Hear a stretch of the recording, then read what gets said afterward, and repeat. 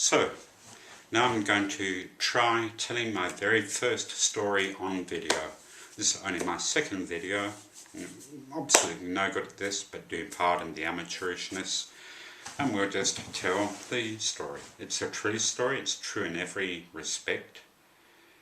I do slightly over-exaggerate my fear of depths in the story, but it's only a very mild exaggeration. Otherwise, every detail is true.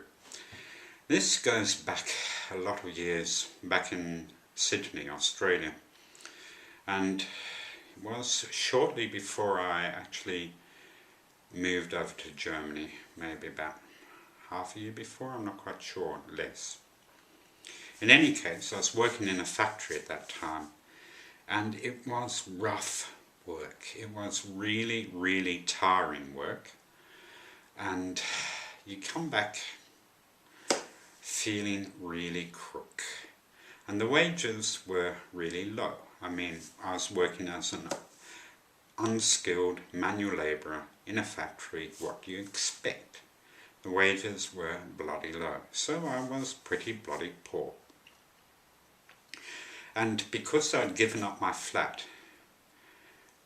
in order to prepare for moving to Germany, because I was having to pay for a lot of different things in preparation for my moving, I had bugger all money at that stage.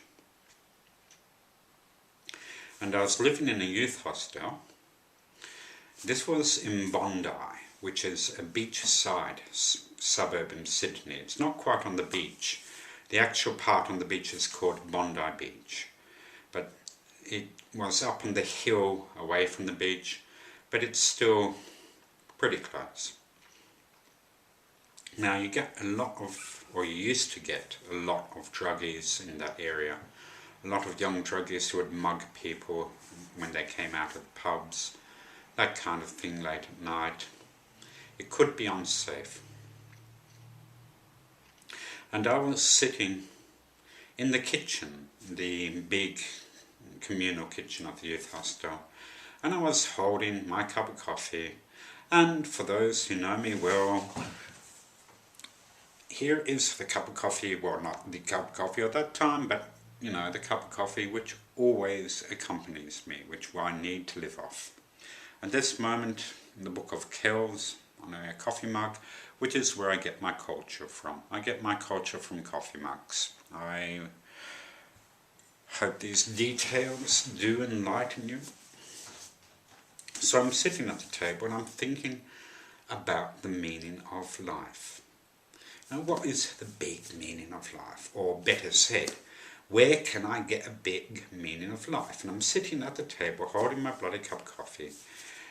I can't afford much coffee, which is really sad. And so, you know, every cup of coffee was at that time quite precious to me. It's about 10:30 in the evening. And all of a sudden I hear a scream from outside. A woman screaming. And you think, that doesn't sound much good. And I immediately take notice, because in any kind of risky or rough environment like that, you have to take notice of things. And if you're going to intervene effectively, you have to take notice of things. And if you want to stop bad things from happening, you really have to intervene, and intervene very quickly. So I perk up my ears, and the scream comes again. And it's a woman's voice saying, well, screaming, "Leave me alone! Leave me alone! Leave me alone! Stop it! Leave me alone!" So I think that sounds bad. So I get to my feet. It's 10:30 in the evening. I go out into the backyard. And the woman's voice comes over again. It's sort of ridden with terror in a way. So I listen, and she's screaming, "Leave me alone! Leave me alone!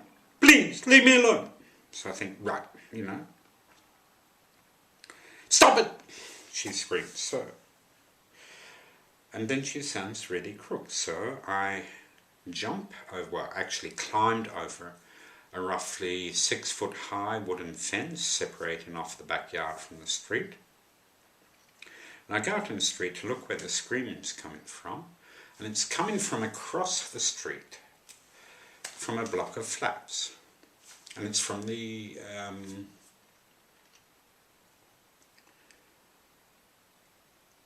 2 floors above ground level. There's a bit of variety there in ground height, but it's high. So I stand there and I think, right. And so the first thing I do is shout very, very loudly, "I'm calling the police immediately!" And then I think, there's no way I can get to that flat up there. I'd have to go through a door on the block of flats, on the actual apartment house. And that will be locked, and I won't be able to go through there unless I break the door down, which is more difficult than it sounds. So, and you really don't want to go around breaking down doors unless you've got some kind of extremely good and evident excuse for doing so. I didn't bother trying to ring for the police. By the time they would have arrived, it would have been all over. And if you're going to intervene, you have to do it properly, you have to do it immediately. I couldn't go through the front door, so what I did was start climbing the wall.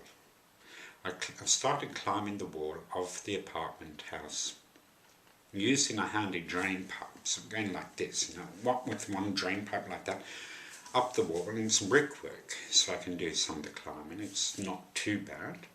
I don't like it much, but I think if you're going to intervene, if you're going to do a job properly, you've got to do it properly. End of story.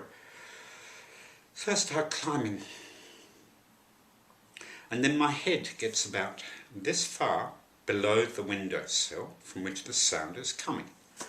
Luckily, of course, the window is open, otherwise also I wouldn't have heard it so well.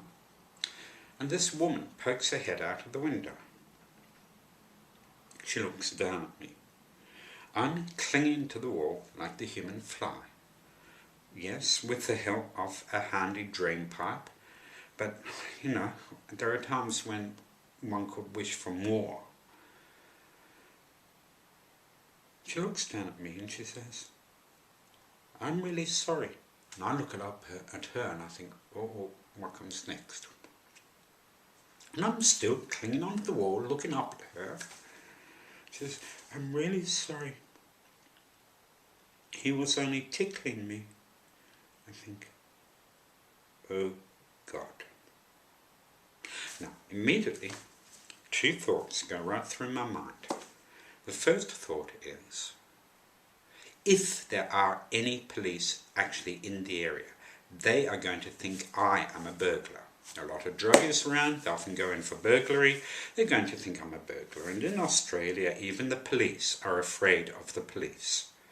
So, you know, it's going to be a very nasty time for me if there are any police around and they see me. And the second thought is, I look down, and I get fear of heights if I stand on a bloody carpet. And here I am, clinging on to the outside of the wall, like a bloody human fly, a whole lot of feet above ground level.